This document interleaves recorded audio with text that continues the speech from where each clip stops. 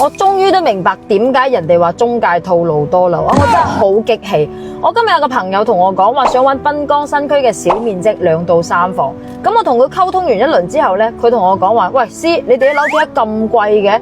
咁貴，我不如買別墅啦，70-80萬可以買到獨立別墅咯，40零萬可以買到有花園嘅複式咯。如果咁計落去嘅話，我不如買間別墅算啦，你幫我揾間別墅啦。哇！當時我聽到真係一臉懵逼。我話邊度嘅別墅幾十萬可以買到啊？然後佢發咗一堆40-50萬啦、70-80萬啦大花園嘅別墅過嚟。最搞笑嘅係70幾萬可以買到花林雨岸大裝修嘅4.0，10零萬可以買到複式嘅公主3房。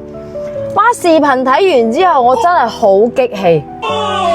我亦都終於明白點解咁多人話中介套路多。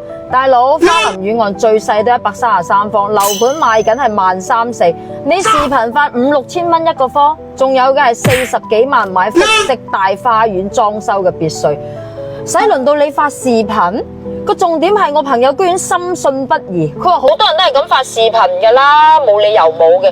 其實我真係諗唔明啊！你哋用啲咁嘅手法呃閒嘅電話、呃閒嘅微信落嚟有乜用啊？最後咪又係會同人哋講啊，買晒啦，我介紹其他俾你啦，或者製造一啲業主嘅難度出嚟，一次性付款啦，或者業主有啲乜嘢問題啦，最後再去介紹啲正常價錢嘅樓盤。其實套路都係一樣嘅，但係咁樣做真係有用咩？俾你呃到100個客戶電話，咁又點啫？咁樣只會俾人哋覺得我哋喺度擾亂市場，亦都會俾人哋覺得我哋呢個行業係套路多嘅。我真係諗唔明點解要咁做啫？既係影響緊自身形象嘅同時，亦都喺度直接影響緊市場。